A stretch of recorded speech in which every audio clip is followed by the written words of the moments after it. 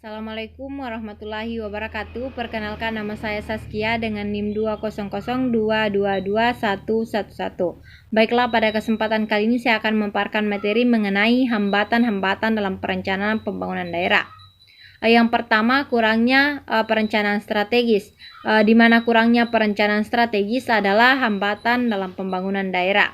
Karena tanpa perencanaan yang jelas, tujuan dan arah pembangunan sulit ditentukan. Perencanaan strategis yang komprehensif membutuhkan analisis yang mendalam tentang kebutuhan dan potensi daerah, serta pemberian prioritas yang tepat untuk pencapaian tujuan pembangunan jangka panjang. Selanjutnya, yang kedua, keterbatasan sumber daya, di mana keterbatasan sumber daya finansial, tenaga kerja, dan infrastruktur dapat menjadi hambatan dalam perencanaan pembangunan daerah.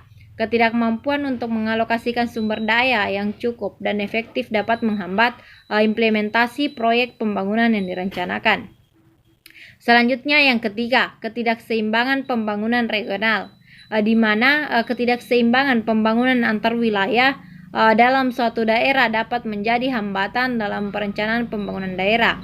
Pemusatan pembangunan hanya pada beberapa wilayah tertentu dapat mengabaikan potensi dan kebutuhan pembangunan di wilayah lainnya.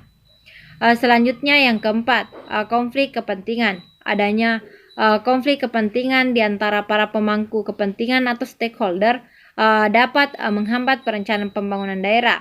Ketika kepentingan individu atau kelompok tertentu mengalahkan kepentingan publik, maka rencana pembangunan dapat terhambat atau tidak optimal.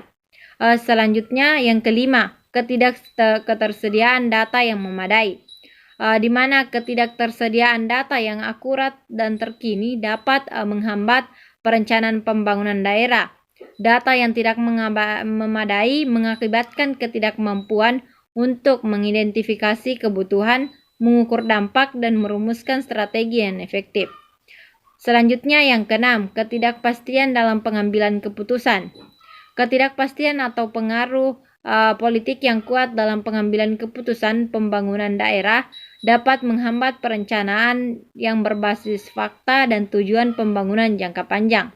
Keputusan yang didasarkan pada pertimbangan politik seringkali tidak menghasilkan keputusan yang optimal untuk pembangunan daerah.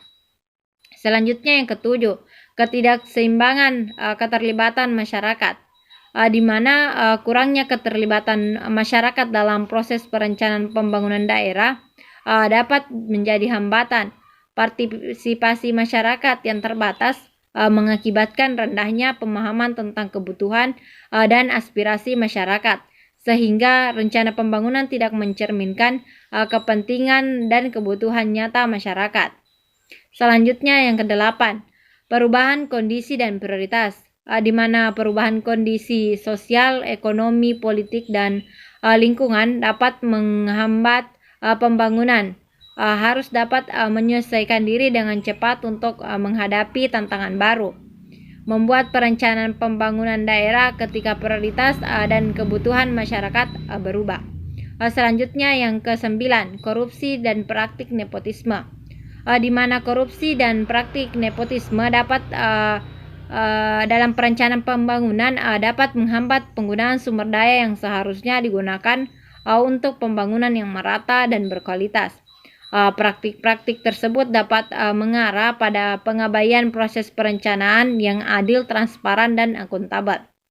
Dan selanjutnya, 10, ketidakstabilan politik dan ketidakpastian kebijakan, di mana ketidakstabilan politik dan ketidakpastian kebijakan dapat menjadi hambatan dalam perencanaan pembangunan daerah, di mana perubahan pemerintahan atau kebijakan yang tidak konsisten dapat mengganggu kelanjutan program pembangunan dan menghambat pencapaian tujuan jangka panjang.